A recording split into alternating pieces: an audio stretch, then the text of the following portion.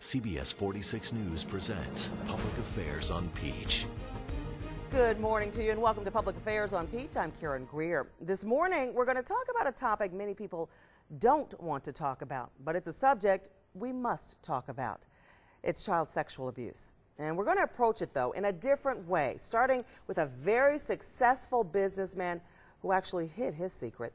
And now that he's admitted what he went through, he's helping others who are going through the exact same thing. So join me in welcoming Mr. David Moody Jr. He's the CEO of Moody Construction, which has helped build Underground Atlanta, Turner Field, and all kinds of other Atlanta landmarks. So we are so excited to have you here with us this morning. Good morning.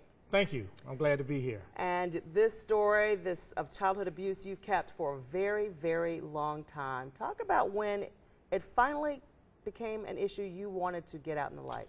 Well, you got to think about it. It happened to me in 1965. You know, that was a time when you didn't talk about things like that. You know, you just buried it. Fortunately, we moved away from Chicago to Michigan in 1970, so I was able to really just completely bury it and start over. But in 1992, I'd been married, and I was 36 years old, and my wife found out that someone in her family had been sexually abused. And I just said it. It wasn't planned. I had planned on taking that to my grave, and my mind and my body was like, we've been protecting you. Don't say it. We got this. And I said it, and nothing really happened. I thought I was okay. About a month or so later, I started having horrible panic attacks, had a complete nervous breakdown. I was broken as much as a person can be broken and still survive. And David, this was something that happened to you years ago, you said, with a babysitter. Yes, a male babysitter. He was the son of our regular babysitter, so my parents thought they could trust him. He groomed me, as all predators do, and not being strong enough or smart enough how to prevent it, then they threaten you, and the damage was done. But I buried it, you know. You just try and forget it, and so often if you read and hear so many stories, so many survivors don't talk about it for 20, 30, 40 years. I mean, I've had people talk to me since I started speaking. I've had people talk to me who they hadn't said anything in 50 years. That's amazing. And you just never thought you wanted to tell your parents because you were afraid? Well, and this is something that I talk about in a training film I do for Darkness to Light. Parents, we have to be so careful how we approach a kid. What happened the second time that it happened, my mother got suspicious something was up. And she called me into the room. But what my mother said was, don't let anybody touch you. He had already touched me. So now I felt it was my fault because the words were, don't let somebody touch you. Now, my mother didn't mean it that way. She thought she was protecting me, and, you know, the guy was removed, never to be seen again. But the way she said it, I now accept it was my fault. And that happens so often to children. It's the way certain things are said to us or questioned that it feels like it's our fault. So you just go quiet. And it's hard to believe, I've known you many years, did not realize this had really created problems for you later in life. You have a successful business and great family. What did you do to come out of it all? Well, a couple things. I was very fortunate. My wife's a registered nurse, and you know, God puts the right people in your life at the right time. What people don't understand, I could go to a presentation or certain things, but I'd come home and fall apart.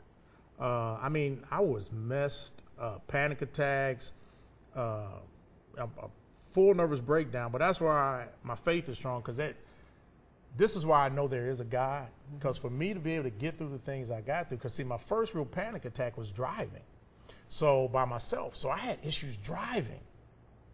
And then my second bad one was out of town at a conference by myself, so I didn't like crowds. That's one reason I don't wear a tie today, because my second one was wearing a tie at a dinner. Goodness. So there's certain things you still kind of avoid. Right. So I would have to, my wife would have to basically get me together, pump me up, and then, you know, I might take a Valium or something just to kind of get through certain things. Then I'd come home and fall apart, and I'd have uncontrollable tremors. I mean, I was messed up. Then I started getting some counseling. I took every kind of medical test there was, because I knew I was dying. I said, I got to be dying, because there's no way I could think that something that happened 26 years earlier could be doing this. And then I found out I suffer from post-traumatic stress syndrome. So there are certain things that I hear, smell, or see that gives me a trigger where I feel like that 9.5-year-old kid again. So this is very, very powerful.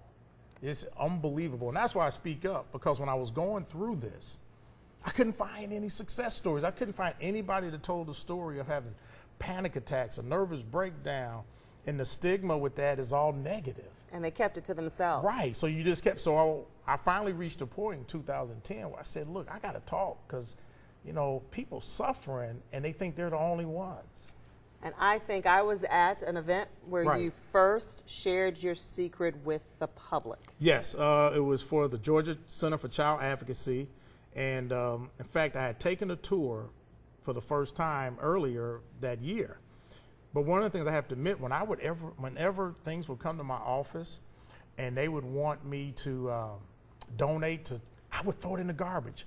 Even though I had admitted to my wife and certain close people, I still avoided it like the plague, because I still made it real.